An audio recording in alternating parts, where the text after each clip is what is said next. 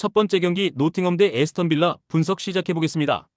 노팅엄은 맨체스터 원정 연전에서 나름 성공적인 결과를 얻었으며 맨시티의 연패 탈출 희생양이 되긴 했지만 다음 경기에서는 맨유에 승리했고 탄탄한 수비로 상대의 공세를 저지한다는 인상이 강하지만 크리스 우드와 깁스 화이트 등의 골로 난타전을 승리로 매조지했고 그로 인해 리그 5위를 기록하며 다음 시즌 유럽 대항전 출전을 노리고 있다.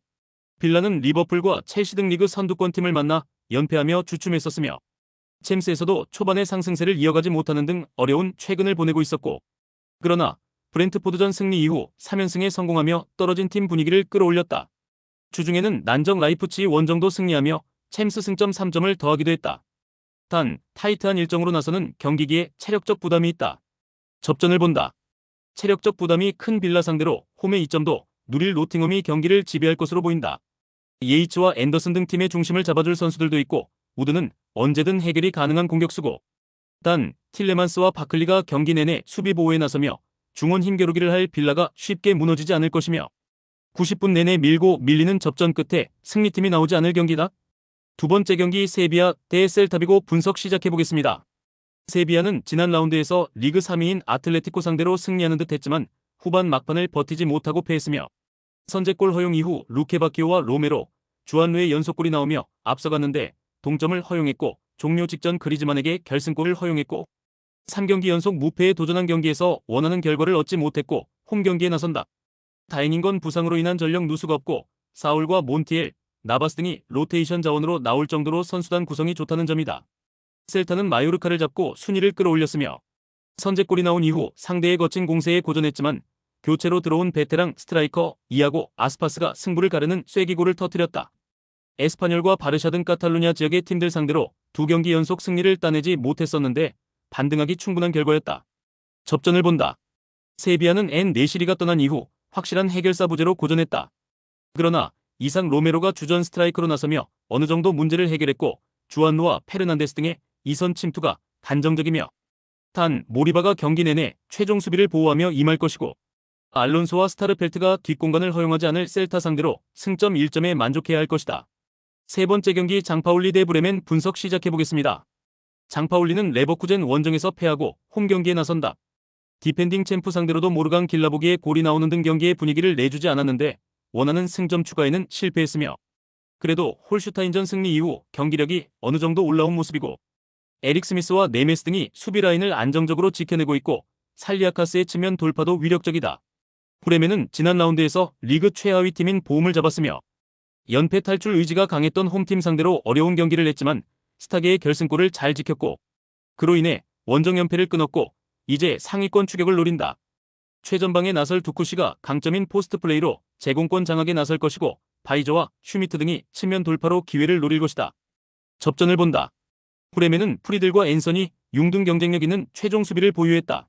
상승세의 장파울리 상대로도 리넨의 보호 아래 상대에게 쉽게 기회를 주지 않을 것이며 단 장파울리가 홈에서 안정적인 경기력을 뽐내기에 최선의 결과를 얻긴 어렵다. 두 팀이 헛심 공방 끝에 승부를 가리지 못할 것이다. 네 번째 경기 유벤투스 대 베네치아 분석 시작해보겠습니다. 유벤투스는 지난 라운드에서 볼로냐 상대로 선제골을 내주며 끌려갔지만 후반 터진 쿠프 마이너스와 은방굴라의 연속골로 패하지 않았으며 세리의 시작 이후 15라운드까지 유일한 무패를 기록 중인 팀이며 그러나 무승부가 많기에 아탈란타와 나폴리, 인테르 등의 선두권 순위를 허용했고 최하위 팀 상대로 반드시 승리가 필요하고 주중에 맨시티 상대로 챔스 일정이 있긴 했지만 홈 연전이기에 일정에 대한 부담 없이 베스트 11을 정상적으로 가동할 것이다. 베네치아는 승격 동기인 코모 상대로 고전 끝에 승점 1점을 따냈으며 인테르와 볼로냐, 레체 등에 패하며 연패가 길어진 상황이었는데 그래도 승점 1점을 따냈고 단 여전히 강등권이자 최하위 팀이기에 반등이 필요한 상황이다. 강팀을 상대하지만 상대가 3일간 두 경기 일정이기에 둠비아와 카빌리아 등이 중원에서 라인을 내리지 않을 수 있다. 유벤투스의 승리를 본다. 베네치아는 팀의 주포 역할을 하는 포후얀 팔로가 최근 상대의 집중 견제를 이겨내지 못하며 경기에서 잘 보이지 않는다. 페데리코 가티와 다닐로 등이 수비에 나설 유벤투스 상대로는 그런 상황이 더 자주 나올 것이며 블라호비치가 건강하게 출전해 기회를 노릴 수 있고 웨아와 콘세 이상의 돌파로 뒤를 지원할 유벤투스가 승리할 것이다. 다섯 번째 경기 라요 바이에카노 대 레알 마드리드 분석 시작해보겠습니다. 라요는 발렌시아 원정에서 터진 파테 시스의 골로 승리하고 연패를 벗어났으며 라스팔마스와 세비야 등의 3연패를 당하며 순위가 곤두박질 쳤는데 다시 반등의 기회를 잡았고, 그러나 홈 경기에서 레알 마드리드를 상대하는 건 큰 부담이며 발렌시아전처럼 라인을 내린 수비적인 축구로 상대의 공세를 저지하며 팔라존과 카메요를 앞세운 역습으로 내어 사냥에 나선다. 레알은 지로나를 잡고 바르샤와 승점 차이를 2점으로 좁혔으며 거기에 바르샤보다 한 경기를 덜 소화했기에 우승 경쟁에서 외려 유리한 입장이고, 비록 주중에 음바페가 햄스트링 부상을 당하며 이 경기에 결장하지만 세리에 1위이자 연승 중이던 아탈란타를 잡았기에 분위기는 떨어지지 않았다. 비니시우스도 돌아왔고 벨링엄과 호드리구가 공격을 이끌 수 있다.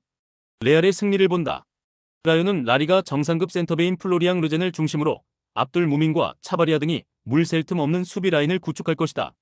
그러나 음바페의 공백에도 돌아온 비니시우스와 함께 벨링엄과 궤러, 호드리구가 맹공에 나설 레알을 90분 내내 막긴 어렵고, 레알이 아탈란타 원정 승리의 기세를 이어가며 리그 연승에도 성공할 것이다.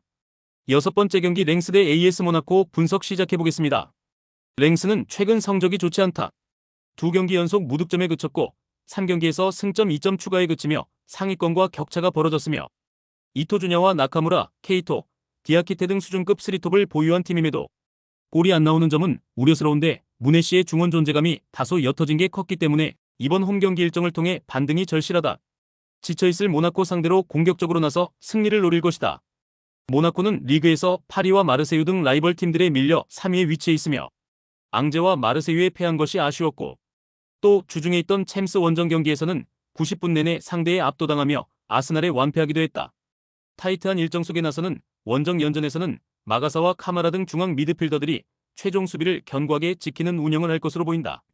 접전을 본다. 홈의 2점을 살릴 랭스가 예상을 깨고 경기의 대체적인 주도권을 잡을 수 있을 것이다.